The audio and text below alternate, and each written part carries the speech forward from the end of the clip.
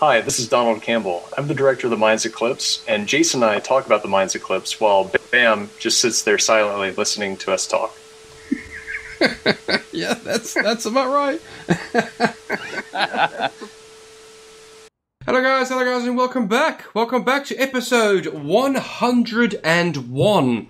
Good Lord, 101 episodes. Guys, today I am joined by His Majesty, Yo Jolly Roger. Jolly, say hello. I like it, like royalty. I like this. But we did get away from the Brits, so we don't really do the royalty thing here. Just saying.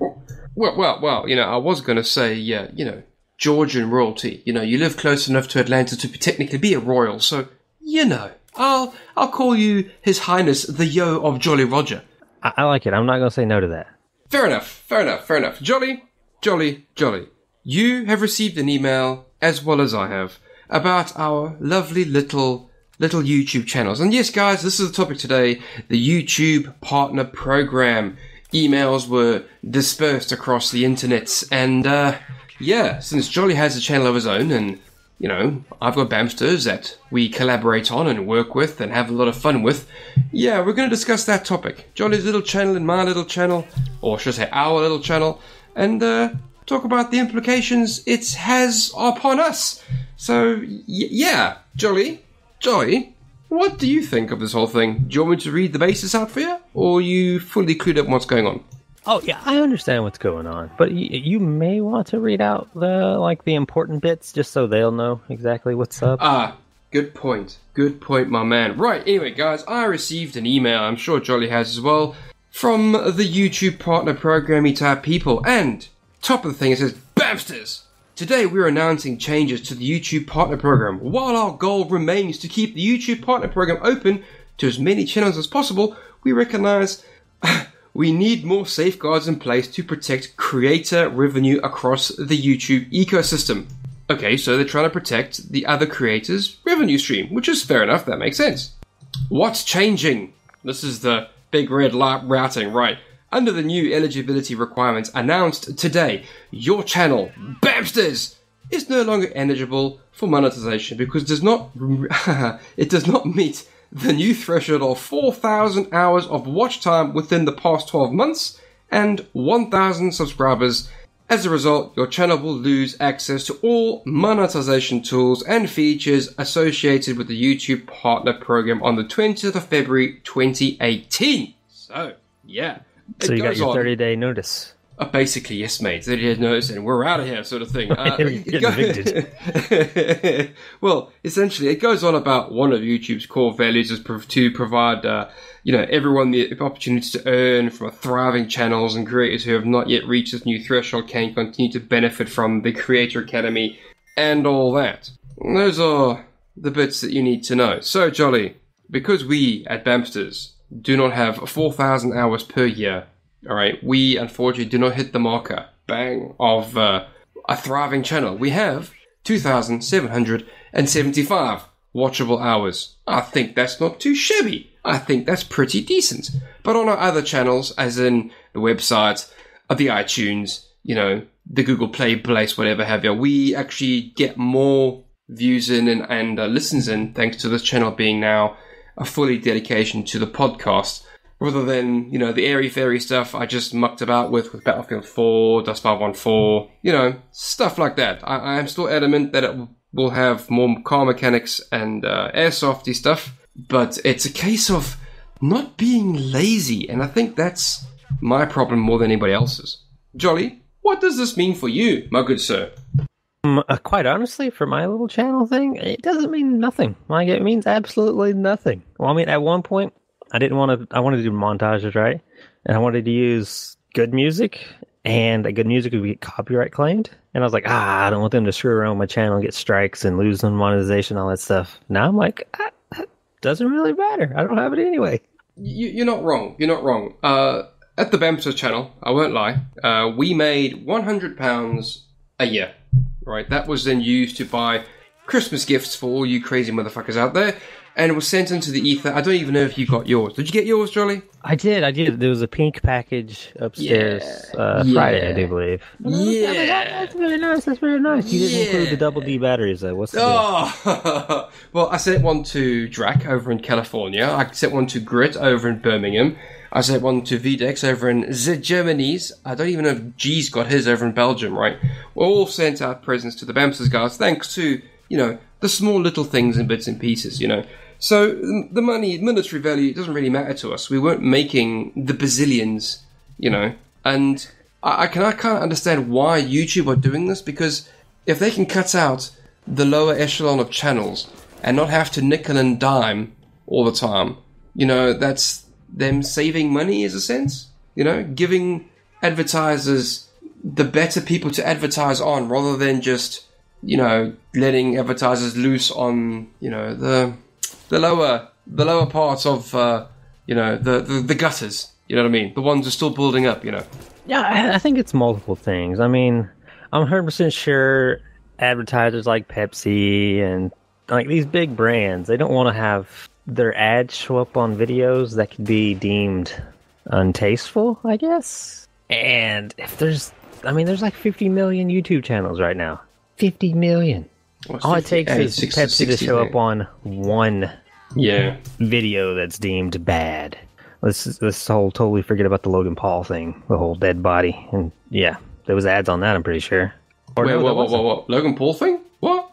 The guy who he went is Logan Paul, the blonde dude who went over to Japan's suicide force and filmed inside of it and was making jokes after they found a dead body. Oh, you go on holiday for a week and this shit happens. What? That's just tasteless. There's no taste in there at all. That's completely tasteless. I want to say there was 0 ads on that video, and it didn't stay up very long. However, the apology video that showed up right afterwards, I'm pretty sure there was an ad on that one. I'm thinking that was more for publicity's sakes. I mean, you've got to be more. You got to chase that sweet revenue, don't you? You've got to be more. Any publicity is good publicity, whether it's bad or good. That's how I see it.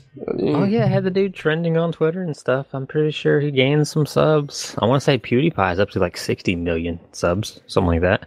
And let's not be scared of saying this. I am insanely jealous of the old Pews of Pie. I'm very jealous of his 60 million subs. But hey, things happen. You never mind. Anyway, back to the topic we were talking about. The whole, you're not a YouTube partner no more. I mean, not that we were making anything off YouTube to be wanting to remain a YouTube partner, Yeah, I mean, I'm not bothered, right, to be honest. I'm not too worried either, because, truthfully, as long as I've had the YouTube channel, which has been many years now, since Dust, actually years before Dust came out, I've never actually looked at my balance, like the PayPal balance that you have to set up for the account. I've never looked at that crap. This is where we found out Jolly's actually got secretly $4 million just sitting there. I don't even know the password and stuff to the account anymore. Oh, so I'm not too bothered about them saying, hey, you don't get monetization anymore. I don't care, bro. Well, to be brutally honest, I honestly think that YouTube are doing, how do you say it, the right thing, but going about it the wrong way. That the YouTube loses money hand over fist. They do, hands down. But I don't think killing the smaller channels, and I use that word liberally, killing the smaller channels actually helps them. Instead of shooting the smaller channels, why not, I don't know, promote small channels instead of just promoting the big ones? Because if you want to go watch PewDiePie, you're going to go watch PewDiePie. Why not, I don't know, promote smaller channels? That's just an idea. I'm not really fussed about it. We weren't making any money off this anyway. Not that it bothers me. I've got a full-time job. I've 2 kids and a wife and all that stuff. Shit, I just took her snowboarding. Don't need it. It's a bit of fun, bit of me and my alter internet ego. I'm sure the same for you, Jolly. Yeah. Like I work through the week, so yeah, YouTube doesn't pay me anything. So this is just a hobby, I guess you could say. I would agree. It's kind of an internet hobby. Your viral life. To be honestly, Jolly, to me, doesn't really faze me. It's annoying, don't get me wrong, it's annoying to think that Hang on, we don't even meet the bare minimum requirements to be a YouTube partner. Hang on a minute. Oh, wait, they want 4,000 hours of watch time per year. Yeah, okay. I do remember when, I think at one point it was like you had to have 100 subs to start putting ads on your stuff. I do remember being under that 100 sub mark. That was a long time ago. Was it really 100 subs? I think it was 100, dude. Like, I think it was 100. I do know that when I first started doing YouTube somewhat semi-seriously, when it came to Dust 514, I did gain quite a lot of, salty, bitter vets from that. And that pushed me over the 100. I think you're right. Yeah. It was 100 subs, I think it was. Yeah. But back in the old days, 100 subs. Good God, how much do we have now? Oh, shit. Dude, we got 1,500. Oh, nice. Yeah, I've got like 900 and something. Dude, I think I started playing more Fortnite and posting up more Fortnite videos, and all the dust people are like, get this out of here. Yeah, and unfortunately, the one game I want to play, still to this day, is Dust 514, and I can't play it because it's no longer existed. Even the forums have shut down. But there is a Discord channel. Yeah. It's a headache. I have to locate it, but it's still a headache. Run by headaches. Yeah, I was say, let's ignore that for a moment. Yeah, let's ignore that for a moment. Yeah. Oh God! It's funny how this topic makes you think back of when you first. Well, for me, when you first started doing YouTube, sort of. Yeah, and now they're taking it away from you. You don't know how much your channel actually means to you until someone else starts to mess with it. Yeah, well, that's the thing. They're not taking the channels away. Like, you're still free to post up as much as you want to, but you're not going to get nickels and dimes anymore.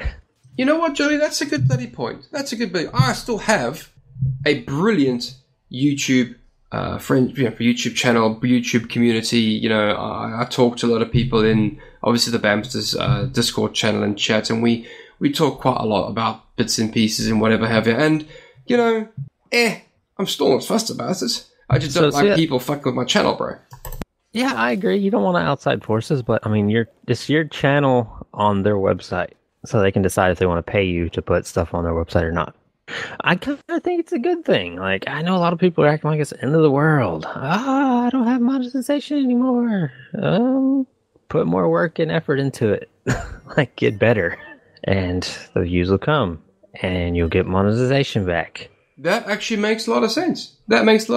Right. Anyway, Jolly, that's obviously my view of this whole YouTube partner program thing. Is that your final view, or have you got anything else to say about it, mate? No, that's pretty much all I had to say. I think it's just getting rid of the people who just spam, like the small people who just think they can spam their way into it. Low effort kind of peoples. Fair enough. Guys, please stay tuned after this little intermission. We have Drac for Comic Shop Talk. It's about 25 minutes, a rather short one. Drac and TJ talking about comic books, my favorite part of the Bammster's podcast. And we also have the Donald from the Mind's Eclipse. Guys, stay tuned. It's going to be an interesting one. Jason hogs the mic and I don't get to talk at all. So, yay. Right, guys. See you in the interview. Toodaloo. And I will catch you guys another time. This episode of the Bammster Show is brought to you in part by toys. Do you play with toys? Well, why not? I do. Drac here, and I've got to tell you, doesn't matter if you're no longer knee-high to a grasshopper, there's a toy out there for you, and when you find it, it'll bring back all those fond, nostalgic memories you have from your childhood. And who doesn't like avoiding adulting from time to time? So get out to your local toy store and see what's in stock, or look online, because somewhere out there is a toy that's just waiting for you to play with it. Alright, hey folks, welcome back to our first comic shop talk of the year. As always with me, I have my buddy TJ. What up, 2018? Clean slate, y'all. I don't even know what to say to that. I don't do resolutions. Oh, I'm not saying I'm doing a resolution. What I'm saying is nothing counts from last. Yeah. We're just going to forget that the year ever happened. Good point. Dude, who doesn't want to forget 2017 happened? Zoinks. Alright, so let's just jump into it then. Talking about a clean slate, Marvel has regained the Conan license after 8 years, but is this a good or a bad thing? ¿Por qué no los dos? No, it's a good thing. Marvel doesn't necessarily have a lot of licensed material anymore, and there is a market for licensed material when done right. It's also going to be interesting, though, because knowing Marvel, as they often do with their licensed material, Conan will be a part of the Marvel Universe proper, which is not his first time, as all the Conan stuff that John Buscema worked on in the 70s and going into the 80s with multiple writers and artists, obviously, all that stuff was a part of the Marvel Universe. So that's kind of cool. We've seen it before with Godzilla, with, S.H.I.E.L.D. fighting Godzilla, Spider-Man fighting Megatron and Transformers. So, and then Death's Head going through the Marvel Universe, the Transformers comics, and the Doctor Who comics that Marvel published. So anything is possible. So we could see Thor versus Conan. Oh, totally. And that would be pretty boss. An arm wrestling match to remember. Hey, I'm down for that.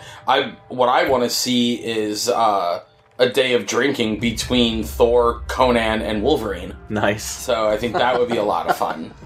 By Crom, it would be fun. Yeah, I think Thor could probably teach them a few things about what's best in life. I was wondering which one of us was going to get to that first. If you didn't do it next, I was gonna.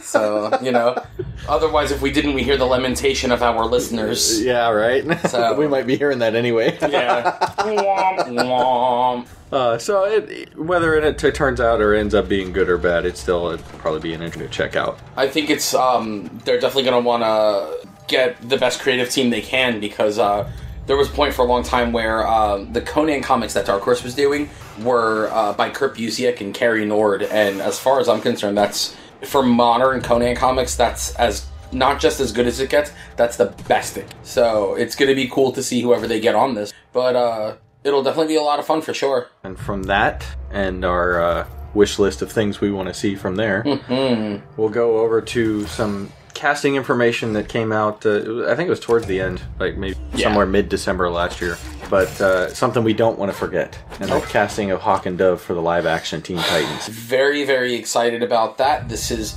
another round of casting from the Titans show that looks like it's practically ripped out of the comic books, so it's super exciting, not just to see my favorite team in comics make it to TV, make it to live action, but to see them really embrace what makes those characters special, and not this whole let's do this real world, they're not really costumes, but it's clothes that looks like they're costumes thing. It's, nope, Robin looks like Robin, Hawk and Dove look like Hawk and Dove, and I'm more excited to see what happens next, especially with Beast Boy, if they go full-on green skin, if they really embrace Donna's aspect as Wonder Girl.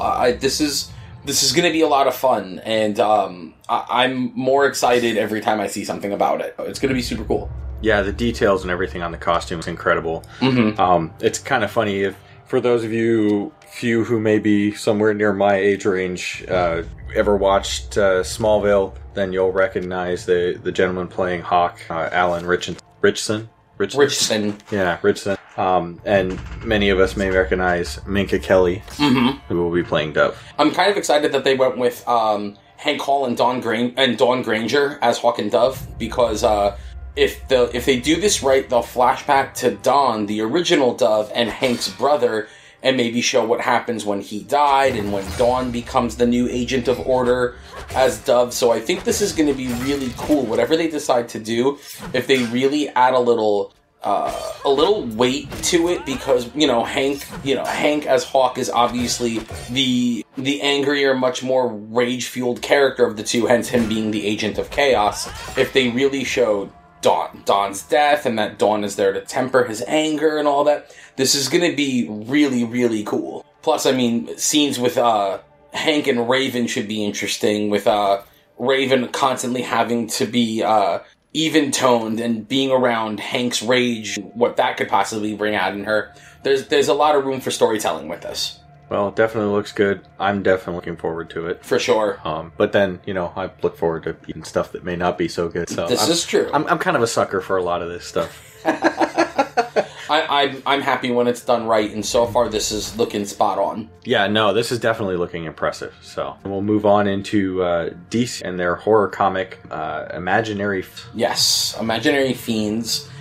Tim Seeley, who in the last maybe 15 years, wrote one of the best horror comics to come out in Hack Slash, which, if you've never read, it's been published by multiple publishers at this point, Image, Dynamite, but it's awesome. It's super fun. Tim Seeley's at his best when he's doing horror material. Revival is another really good one there. He and Mike Norton over at Image. But this looks like this is going to be a lot of fun. I think this is the step in the right direction. Everybody wants to recreate what made Vertigo really, really cool and edgy in the 90s. But instead of recreating stuff, do what Vertigo was doing in the 90s, and that was just forging new trails, blaze new path, tell new stories, and don't be afraid of it. You know, don't try to recreate lightning in a bottle, and I think that this is going to be super cool. Well, and one quick note I did want to make about this is not to be confused with, I think it was just maybe our last episode or 2 episodes ago where we talked about Imaginary Agents. Oh, I think it was with Michael Keaton, the movie, the adaptation of that comic book. Completely different thing here. This is much more of a horror style comic. The great thing about this, and I can't remember who I was just talking to about this, but the thing I love about these types of things is you hear people either, whether it's, you know, in Hollywood or other, you know, out on the about this kind of like superhero exhaustion, which, you know, I myself don't experience that because I can't get enough of it. You know, I love this stuff. Yeah. But I understand it too. And the great thing about having other source material, other types of comics like this, is it still leads for them to be able to, you know, like Marvel Studios or, you know, Warner Brothers, to pull from these types of material, but make different types of movies. Well, and I know they have other properties that they could be doing something that isn't, you know, like Batman could be much more of a detective type movie than a superhero movie. But, you know, I think if they branch out with these titles and show it's successful, that maybe lend to go that direction. People who make these complaints are people who don't understand comic books. Comics aren't a genre. Comics are a medium. Superheroes are a genre, yes, but the beauty of superhero comics is they're malleable enough to lend themselves to any other genre. So Batman is a superhero, yes, but you can do really cool mysteries and thrillers with Batman. You can do horror stories with Spider-Man. Hooky by Bernie Wrightson is a perfect example of a horror Spider-Man. So none of this is out of the realm of possibility, but the thing that bugs me about the whole superhero saturation is you only ever hear people complaining about a type of film oversaturating the market if it's something that they don't like. Nobody complains about the amount of romantic comedies that are in theaters. Nobody ever complains about, you know, the amount of Judd Apatow films that are in theaters and all that. But it's always very specifically genre filmmaking. Superheroes, sci-fi, horror, fantasy, or western, you know? And I just, if you don't like it, you don't have to go see it. No one is forcing you to. And while sure, it is the flavor of the moment, it doesn't mean that it's, you know, its day is going to come where it's gone. Genres never go. It's just an ebb and flow. Well, and I think you look at past times, you know, westerns had a run for quite a long time. Mm-hmm. You look at horror. Horror keeps making its, you know, return through and through. And westerns every now and again does too, but you get really great westerns, you know. The 310 to Yuma remake is a great example of that. The True Grit remake is another great example of that, you know. The Unforgiven by Clint Eastwood, you know, 20 years ago won the Academy Award, and at that point, westerns were all but dead. Right. Well, so, and, you know, you look at, like, the 80s were good for sword and sorcery fantasy-type films, and those went away for a while, but then they started to make kind of a comeback. And let's be real, Lord of the Rings ended up winning an Academy Award. Yep. I mean, so it's everybody wants to complain about something when it's not something they're into, but again, this is like the variant cover argument with Mila Manara a couple years ago. If you don't like it, don't buy it. But you can't get mad at what other people are consuming. If it's something that they want, they're going to vote with their dollar. Right, and people are paying to see these things because people like myself want to see them. But I think the biggest complaint, or the reason for the complaint, my best guess at the moment, is because these films have, or this genre, subgenre, however you want to title it, has probably lasted longer than, you know, the run of some of these other types of films, other than maybe westerns, because, you know, a lot of films way back when have been westerns. Yeah, but, you know, look at the amount of filmmakers and actors and actresses that are getting involved in this material, and it's because they see there is real weight, there's real content to the source material. Superhero comics, and specifically talking superhero comics aren't what everybody thinks they are, which is why when people start to experience what they really are, there's an attraction. Superhero stories at their core are just stories about the best person that you want to be, the person you are trying to be. There are so many elements and factors to it, but if you don't like it, don't go. It's like comics. There are loads of comics right now that I'm not reading. Loads of comics that just... Don't say that. Right? Comics that aren't for me. And this is something that comics fans have a problem with. And I said it before on the show, and movie audiences have a problem with it too. If you don't like something, it's not for you, but it doesn't mean it sucks. And granted, let's be real, there are things that suck, there are things that are bad, but overall, our reaction to something that we don't like is, oh, well, that sucks, it's lame, or whatever. No, it's just not for you, I don't know, that's just my take on it. No, there's definitely a lot to be said for that. There's way too much keyboard hiding behind the monitor, let's get real toxic out there. I mean, that unfortunately is the scope of, a lot of things you see out there on the internet, but... For sure. Yeah. Anyway. Boy. Oh, man. From that heavy topic, we'll move on, sticking with the horror genre. Yes. You had something you wanted to talk about, holidays short films? Yeah, so, we've heard me talk about it before. I love comics, obviously. I love pro wrestling.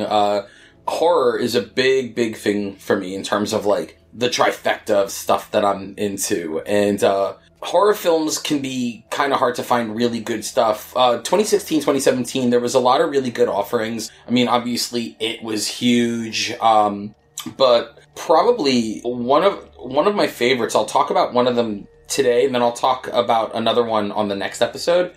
But the one I want to talk about today is a movie called Holidays.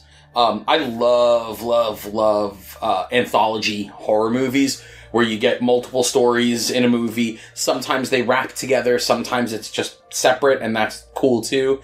And I think a lot of that's because I grew up on Tales from the Dark Side, Tales from the Crypt, Creep Show, anything where there are multiple stories offered within one thing. And Holidays, it's a bit of an uneven movie, but there's one story in particular that's just absolutely one of the most brilliant pieces of horror that I've seen in years. Called Father's Day, and it's just start to finish. It's a perfect movie.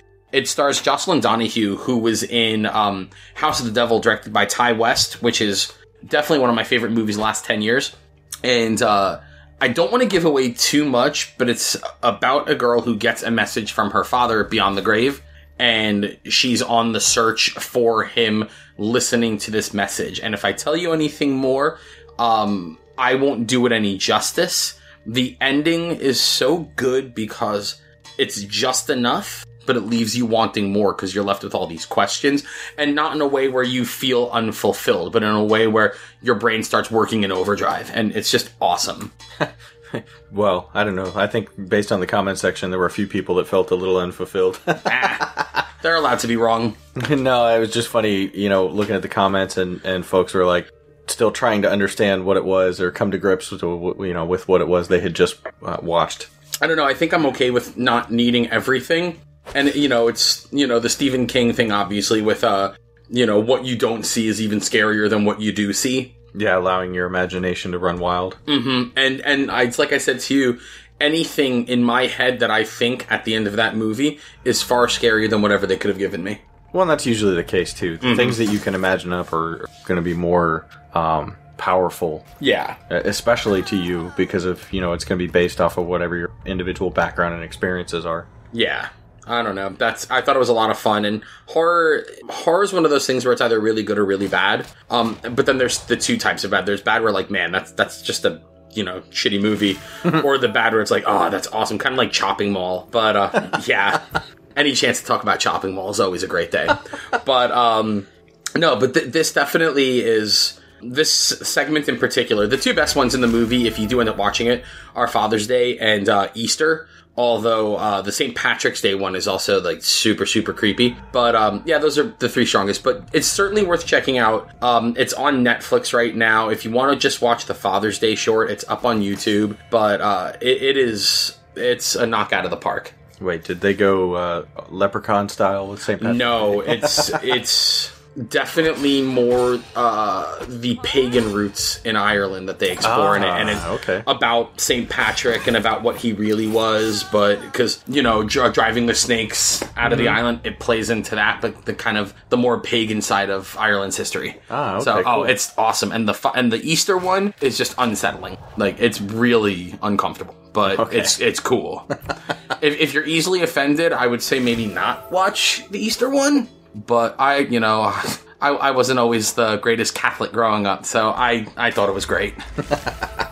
Well, and moments ago we talked about power and bad, so ultimate power. Yeah. That was more Mumra than it was Palpatine, I realize.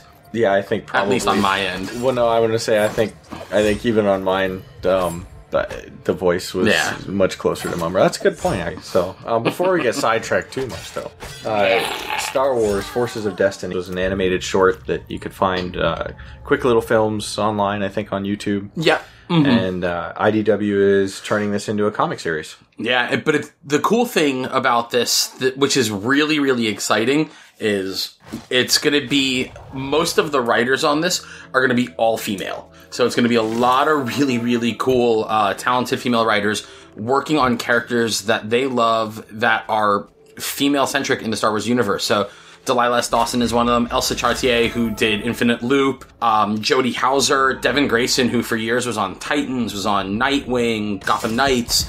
So this is going to be super cool because you really get to explore this universe that we already know, but much like Yoda says, you must unlearn what you have learned, and now you get to go in with a whole new fresh set of eyes, a different perspective, and all of it is super cool characters that you've grown up with, or new characters who are just, kind of really finding their footing. So this is going to be super cool. Bobby Curnow and Denton Tipton are going to be editing the book, and they're two of the best editors at IDW, so this is definitely in the right hands. This is going to be awesome. Well, I gotta say, what little bit I've seen thus far, and I'm excited. This will be something I can definitely share with my little one. So. Mm-hmm. You've heard me say it before, kids' comics are the future of this industry, and anything that has girls feeling like it's okay to read comics is a great thing, because the girls who are reading comics today grow up to be the women who change comics, and that's what we need. So this is going to be awesome. All right. And on that note, everyone may want to plug their ears for a moment, because we're going to get a little bit of TJ doing his teenage girl fangirling here. I can't get that high pitched. Sorry. Doesn't work. So Samoa Joe was been working on a comic where he's writing himself in the comic. Yeah, the one of the upcoming WWE one shots. It's WWE issue 13 he's doing. He and Michael Kingston, who does the comic Headlocked, and if you are a wrestling fan and you are not reading that, you are completely missing out. Diamond Dallas Page has worked on it. Christian has worked on it. Bunch of really big wrestlers have all worked on it. Jerry the King Lawler. But what's cool is Samoa Joe and Michael Kingston are writing this issue together, and it's about Joe getting called up from NXT to the main roster on Monday Night Raw. And I've been following Joe's career for at least 15 years.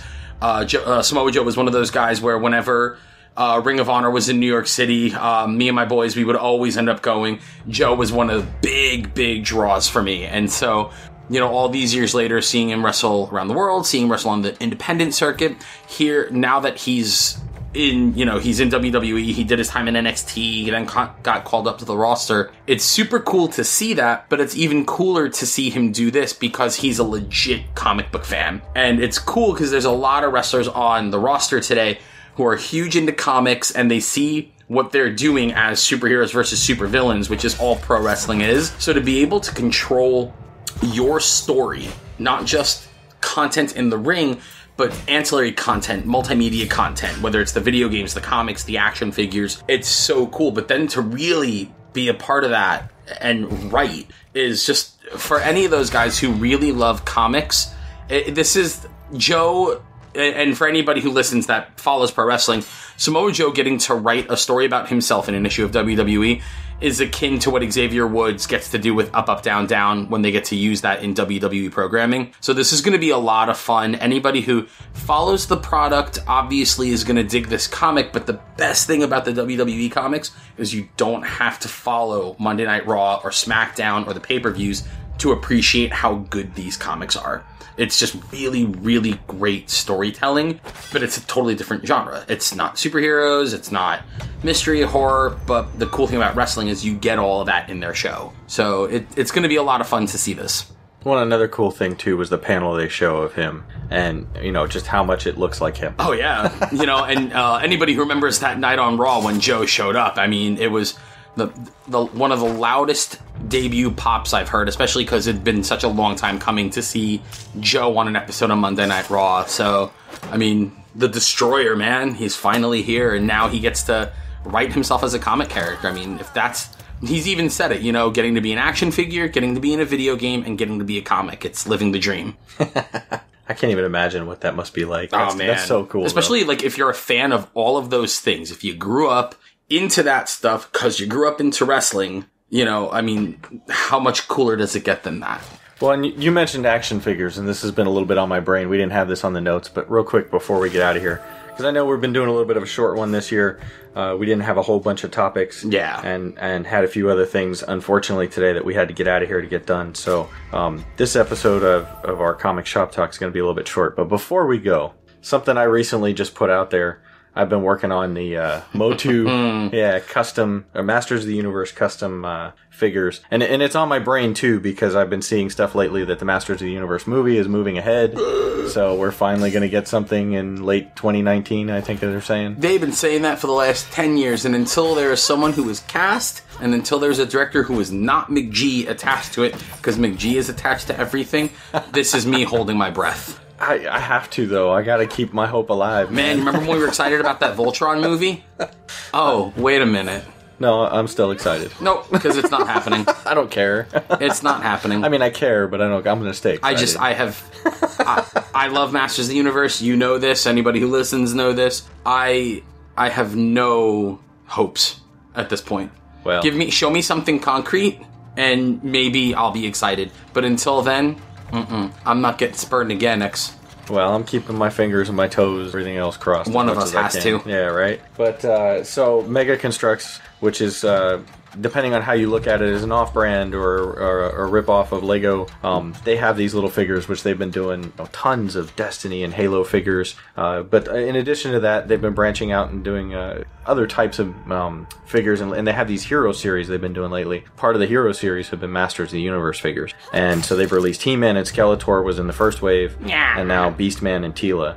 And with all these parts, and because of some other Mega Constructs I had, I was able to put together 3 customs, Trapjaw, Faker, and Mossman. And I'll make sure we get some pictures of that posted up on either on the site or in the YouTube video somewhere. Plus, I've posted them out on Twitter, so you can find them there in the media section of my Twitter account, which is at DRACONUSX. I know, shameless plug.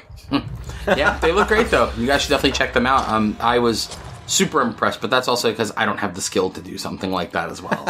It's not as hard as you might think. It's more about patience and practice, really. I don't know, the way my hands move, they call me the Shamrock Shake. Well, yeah, there's a little bit of that too when you're trying to paint the small details like eyebrows and stuff like that. So yeah. No, they look awesome though. They were super cool. Yeah, thanks. I've gotten a lot of good positive feedback on that, but you may hear it in one of our upcoming, or I don't even know if it'll be on this episode, fake commercial breaks. That you're never too old to play with toys and rediscover, the feelings that you had, the fun that you had as a kid playing with. So, and I owe you and Bernie mostly for that, and Nick. So we do what we do. You guys got me back into this. We stuff definitely again. do what we do. Yeah, just when I thought I was out, like a turtle do.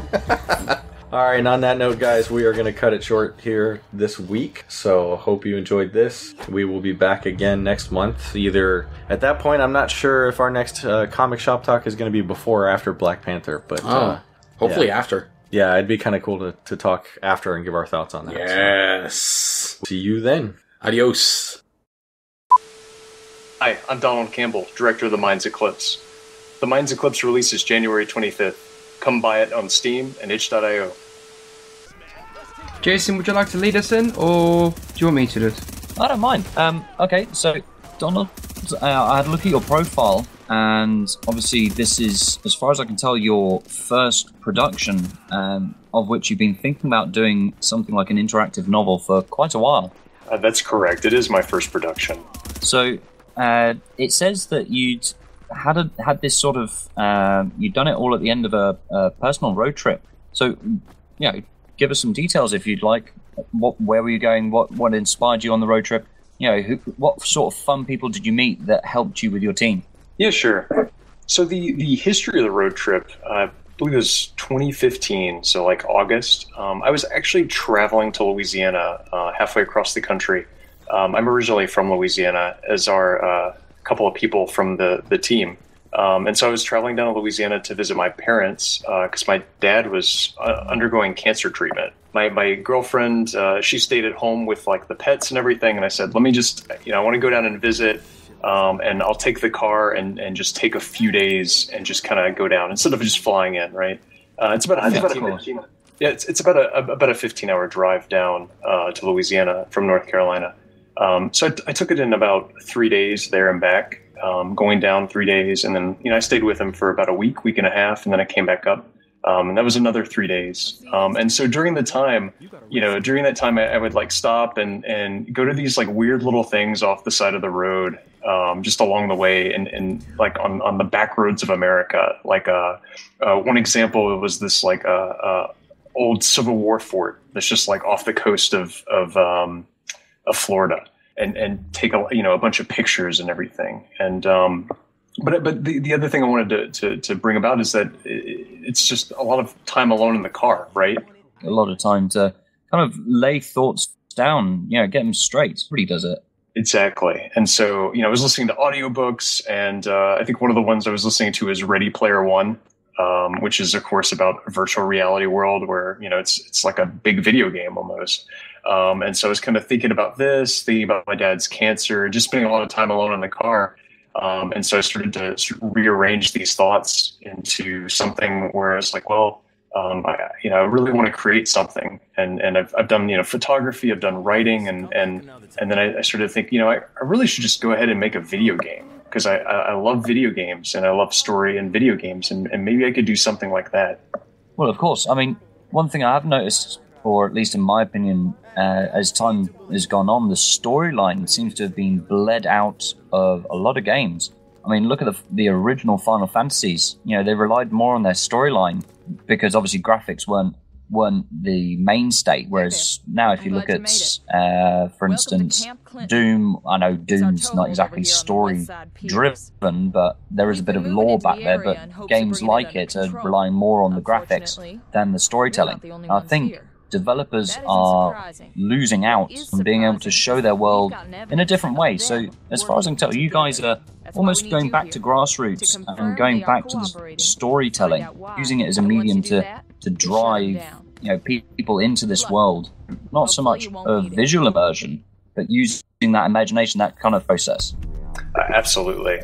And in fact, I should add here that the Mind's Eclipse was almost a text-based adventure, a la Zork, or some of the MUDs that you would play back in the day, right? Okay, so what made you decide then to go with text and still pictures? So I spent about a month and just started planning and asking people if they would be interested. And of course, one of the first things you do, having never really picked up a video game engine before, I started doing research on video game engines, and you're like, okay, I could hard code this using C++ or something, or I could use one of these fancy game engines.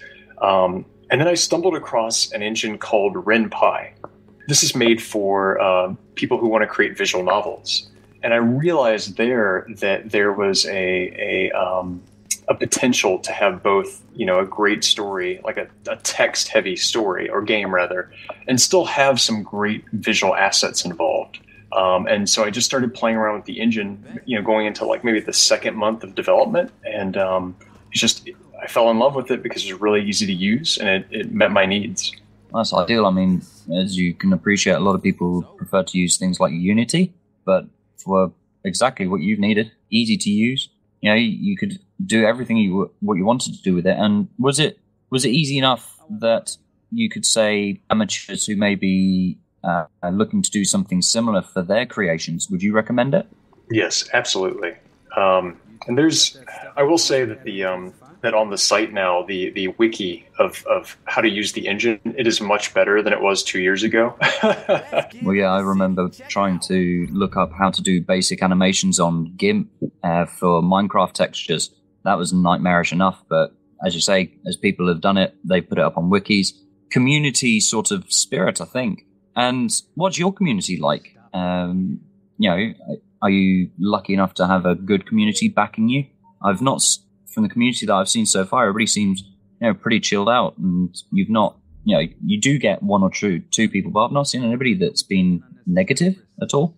Yeah, we've been extraordinarily lucky with that. I mean, the response has been overwhelmingly positive since our Greenlight announcement nearly 2 years ago, which is really crazy for me to say that. But yeah, so back in 2016, we released a Greenlight and just got a bunch of great comments that people were really excited to experience the rest of the game.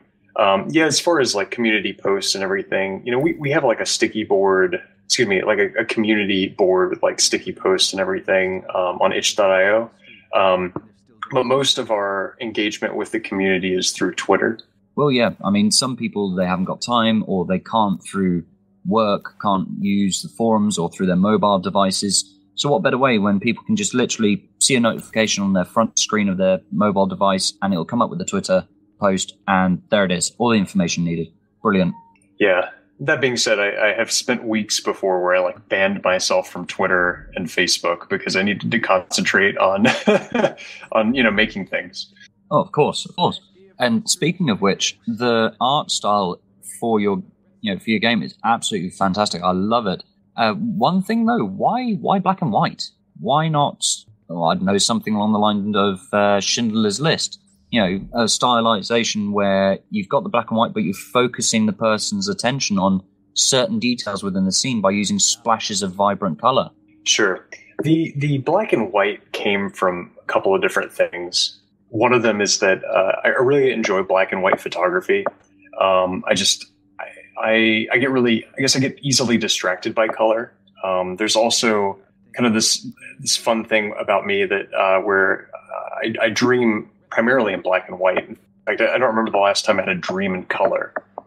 I thought it would just be really fascinating to, you know, kind of marry those two. The interest of photography and sort of this, I don't know, inside joke of like me never having dreams in color. And I thought it would just make for an awesome art style because, you know, you see it in graphic novels, right?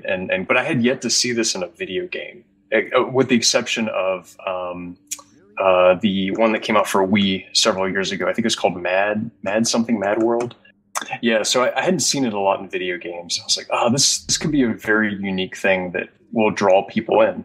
Do you think it's underutilized? You know, the use of high contrast, black and white, because as you can say, too much color, you end up drowning out the detail, drowning out the message in the scene because there is too much color.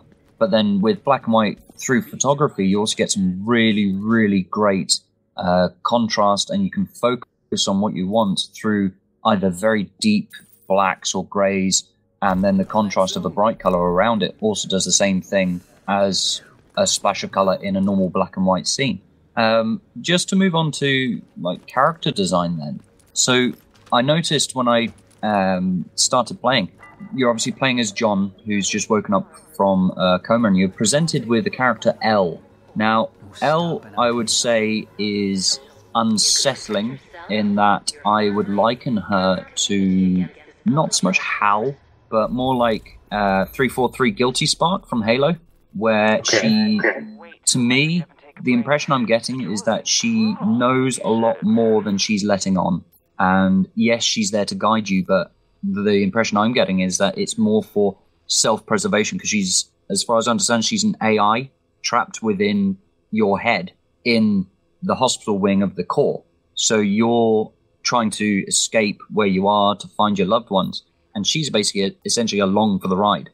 Correct, yeah, and that exchange at the very beginning of the demo, or sorry, the game now, the full game, which shares the beginning of with the demo, is that had been written in a short story, like basically a short story segment that I had sort of been throwing around in my head before I even started the Minds Eclipse. That entire interaction, I have it in a OneNote somewhere where this person wakes up in the hospital. And it's a sci-fi hospital, and there's this AI awaiting them, and no one else is around. And so that's core to one of the original short stories that gave inspiration to this game, is that exchange between Elle and John. Yeah. I mean, as I explored the derelict hospital and coming across bodies left on gurneys and some darkened areas that Elle advises me never to go down for safety reasons or whatever, even though there's no, as far as I remember, there's no direct mention of, is it cozy or cozy? It's cozy, actually. Yes, cozy. Yeah, because it's written down as COS, all in capitals, and then lowercase y. So I thought it'd be like cos, like cosine, but cos y, maybe? But cozy. Cool. So what was your inspiration for your characters then? So John, Elle, cozy, because there's not much in the way of characters design that I've seen similar for those characters. Yes, you've got your protagonist, John, and the antagonist, Cozy. But as far as I can tell, John's there to try, or he was before the crash or the change in circumstances for the core, that he was a doctor there, he was helping to save lives, and the last thing he remembers is trying to save, I think it's his wife, if I remember correctly. Correct. And so that's what actually starts the game, is he's having, John's having this dream, or this nightmare perhaps, or even some wonder if it's a flashback, and he's having this flashback about his wife, whose name is Hannah, who is obviously, when we first see her, she is tied up to some like heavy machinery that seems to be keeping her alive, and so he's having memories of trying to save her using medicine. Yeah, well, as anybody would, if your loved one was, you would try and save them as best you can. And then, as far as I can tell, something goes wrong, and is she, without giving too much of the storyline away, I'm thinking that she's absorbed by Cozy at that point.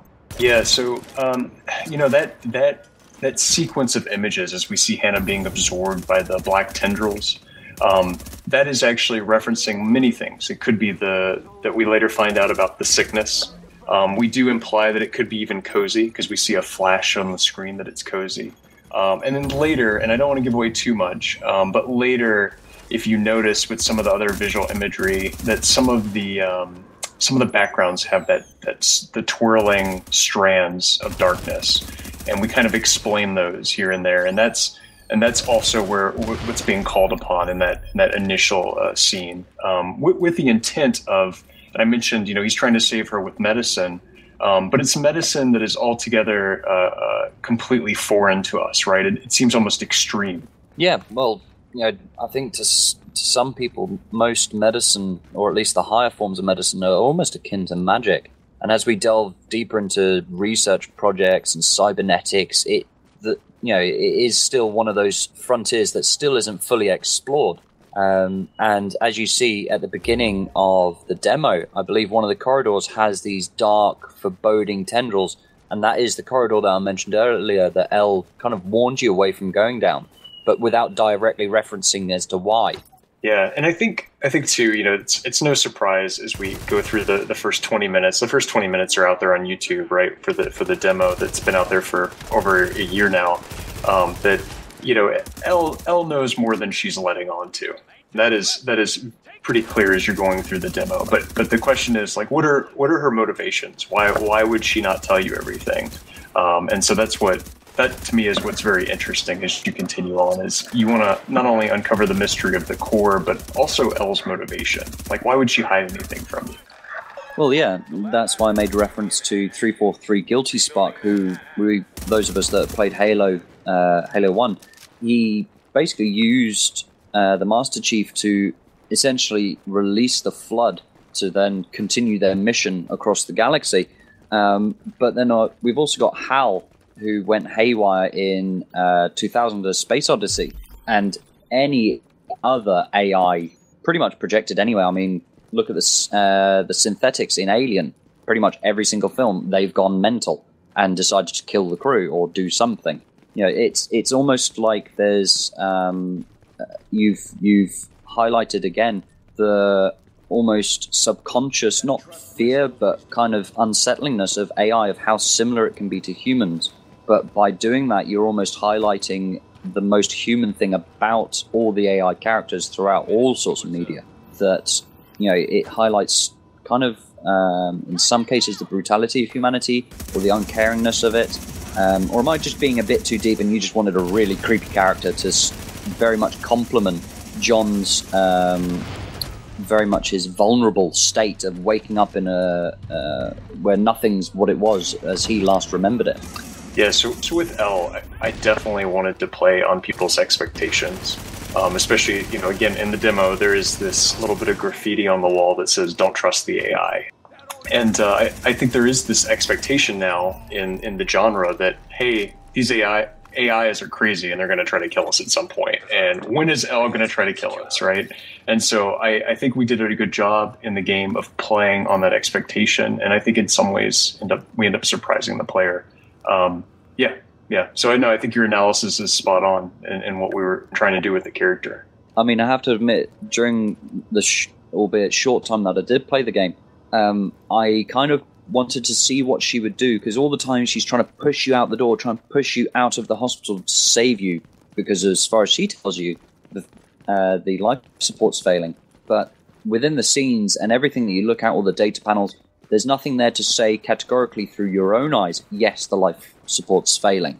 So you're just going on her word. So I went, you know what? I'm not going to do as you say. I'm not going to rush to the exit. I'm going to look in every room. I'm going to look in every nook and cranny. I'm going to find out the story. I'm going to find out what you're all about. And all the while, she's giving sarcastic comments, which I thought was brilliant. So with just moving, you know, not completely going away from AI, but moving on to Cozy, what was her inspiration? I mean, the image that you see at the end of the demo is this, you know, one massive face with the hair of all these other faces, and I'm thinking, was she the original hospital AI, and as patients died, she was given the directive to keep people alive or heal people? So, as for instance in iRobot, where Vicky, I think her name is, she goes haywire and she does the ultimate, you know, humanity needs to be kept safe, but the only way to do that is to imprison them. So Cozy does the I must keep humanity safe or healthy. To do that is to make them part of me, the everlasting consciousness, so to speak.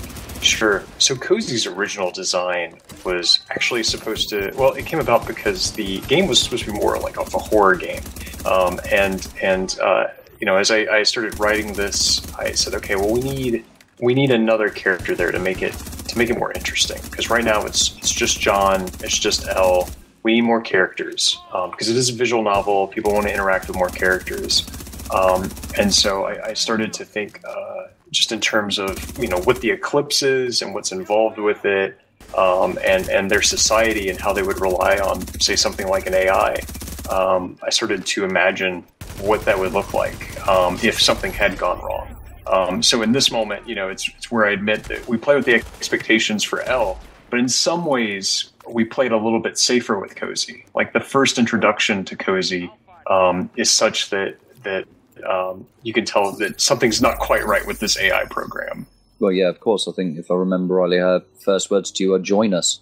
Yeah, not a good sign. No, never.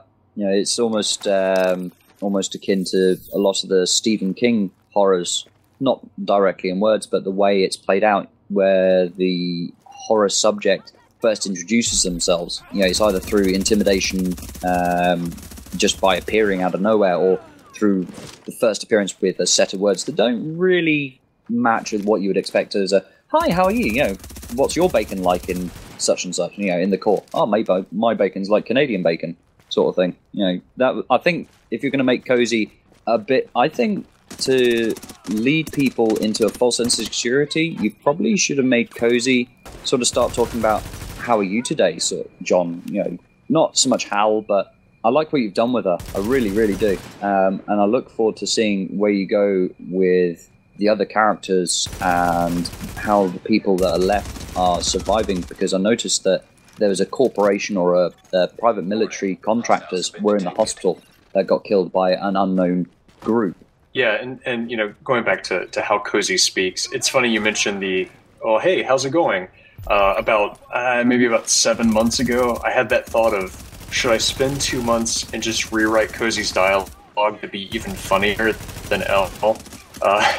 Just to throw people completely off guard. I love the poetry, the like sing-song poetry that she speaks in. I think it's very creepy, and she does speak in riddles. But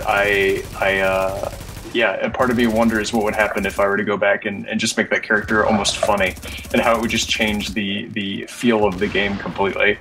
Oh yeah, well, it would almost be like the dynamic between GLaDOS and I can never remember the second one's name. In Portal 2, you've got the robot that's voiced by Ben Shepherd, a British actor, and then you've got GLaDOS, and GLaDOS is very much like Elle. She's very sarcastic, very dry-witted, quite demanding of you achieving the objective that she wants you to do without divergence.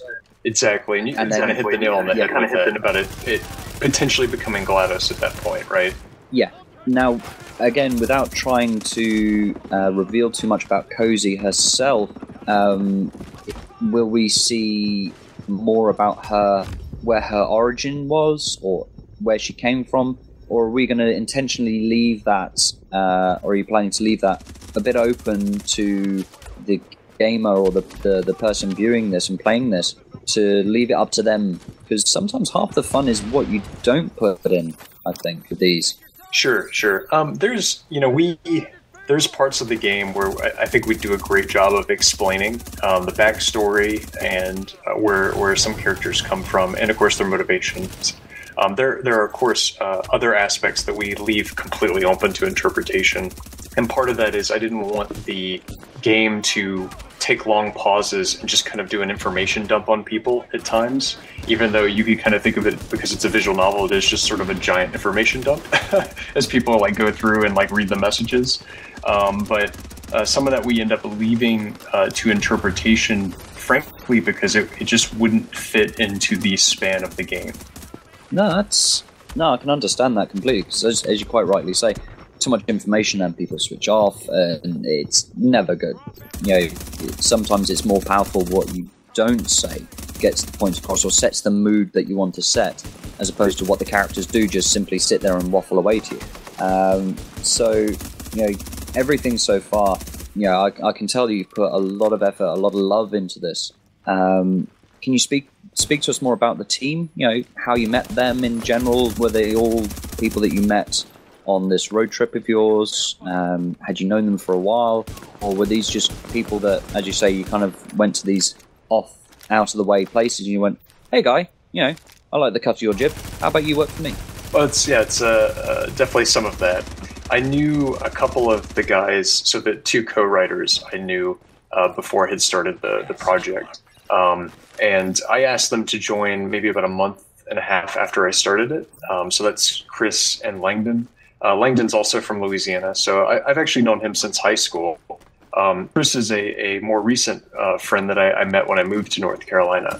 But essentially, I asked them to join on about a month and a half after I started working on the game, because I realized that writing is really hard. And so I asked them to come on as co-writers to help me write the game, because of how difficult writing can be. Well, yeah, especially to try and get it to flow nicely. Plus the fact you're busy trying to put it all in and artwork in the right place and get the right expressions in and get it all timed out. And as you say, not to just information dump with a whole entire screen's worth of text and get that all done. But then, so those are your two co-writers.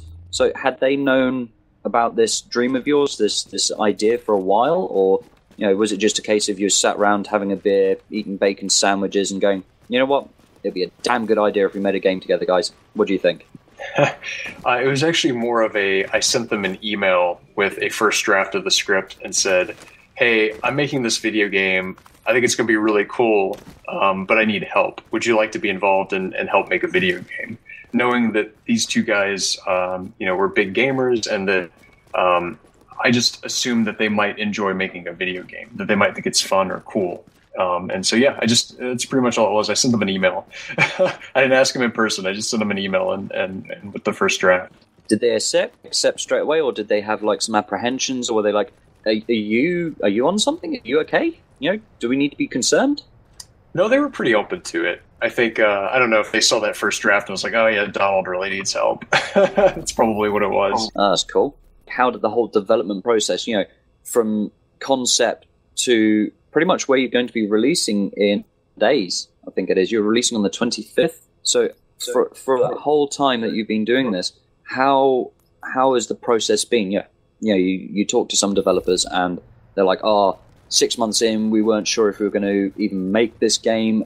We had people leave, we had people join. It was mad, absolutely mad. How was your experience of development? It took me a few months to kind of get to a point where I was happy with the core of the game. I actually ended up rewriting the base code about 3 times until I got it to be exactly what I wanted it to be. That I thought we could make a game just using these gameplay mechanics and it would be successful. Before that, I had spent time, we talked about putting in mini games into the game to kind of break up some of the reading.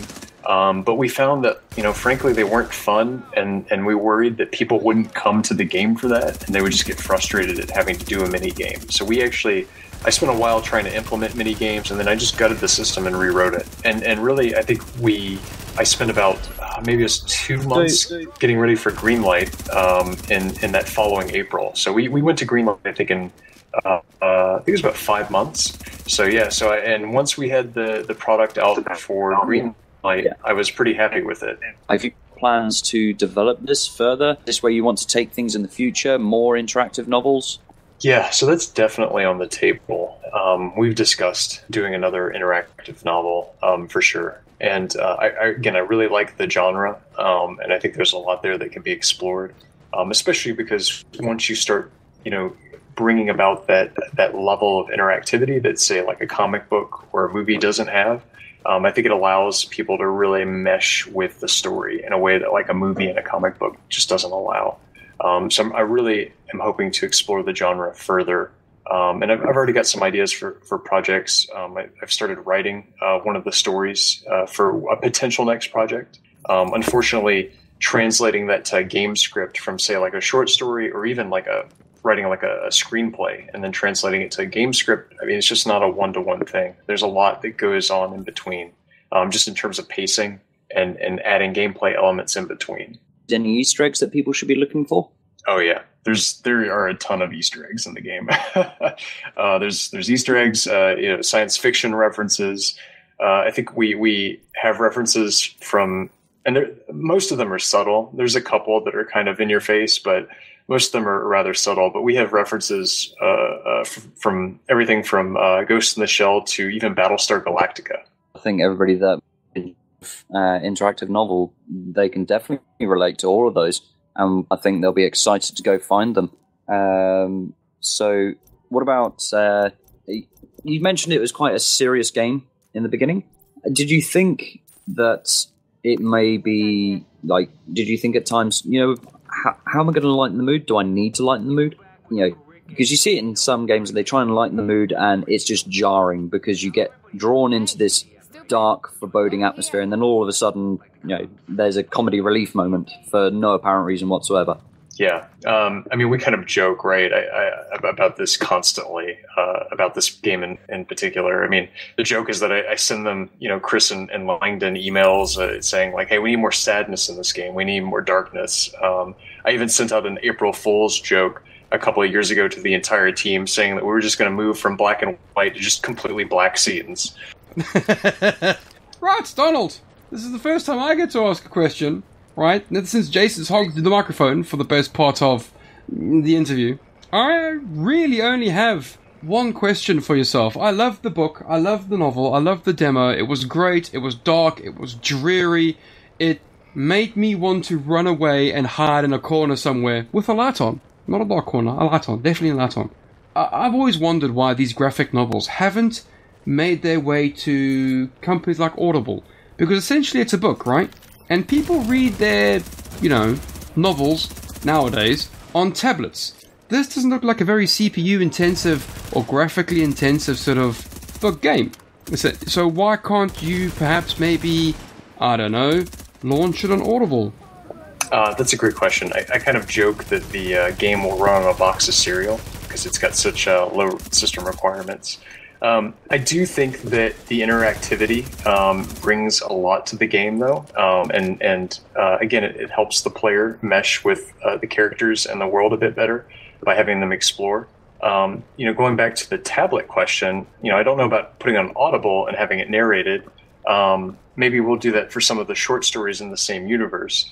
But as far as the actual game goes, I would love to put it out on tablets at some point. So maybe do an iOS or an Android release, because I do think that it's a great place to play the game. I imagine, playing it, either at home with a beer during an evening or even on an airplane trip and playing it on a tablet. And I have an iPad build for that express reason to test when I'm on a plane. Last question, Jason. We ask this question to everyone towards the end of our interviews. And it's come up quite quickly. Jason has managed to ask every single one because he's a greedy man. Now, the question is, and I haven't asked this question in about 72 episodes, so I'm asking for the first time in 72 episodes. Right, so, bacon question time. What bacon do you like? How would you like it prepared and served to you? And which beer, beverage, cider, wine, grapefruit juice in a box would you like to accompany it? That is an excellent question. I would love the Kaios Cubes version of bacon, or rather their bacon-flavored Kaios Cube. I would love it prepared as it comes out steaming out of the microwave. And for beer, I would just take a standard core Pilsner. The reason why I ask these questions is because you can tell a lot about the person who, answers them. And depends on what the answer gets, a little bit more about the person. And from what I can tell, is that it's a simple man with simple tastes and no overcomplicated nonsense and frou-frou-ness. That is perfectly fine. Because I like my bacon simple, nothing special to it, on a sandwich, with either a simple beer, Stella Artois, Kronenberg, something like that. Simples. Nothing fancy, no frou-frou. There are the odd occasion where, you have to go all out and, bacon avocado or bacon peanut butter and maple syrup, there are days like that when you got to treat yourself. But, on an average day, just bacon and beer, man. Those are sometimes the best days. Yeah, I think I know what I'm going to eat tonight for dinner. Yeah, buddy. I'm having roast chicken tonight for dinner. Wrapped in bacon. You think I'm joking? Stuff. I'm not. Right, Donald. Thank you very much for coming along to chat with us today. Sorry Jason was such a microphone hog. And sorry his microphone has mysteriously died. I've had a great time talking to you and listening to your answers, and I've learned a lot about you in the game. Thank you very, very much, dude. It was a pleasure talking to you in the short time that I have talked to you. Yeah, no, that's great. No, this is really fun. I actually enjoy doing these, so it's good to talk about the game with someone who's not on the team or my girlfriend. It's really great to just talk about the game with people.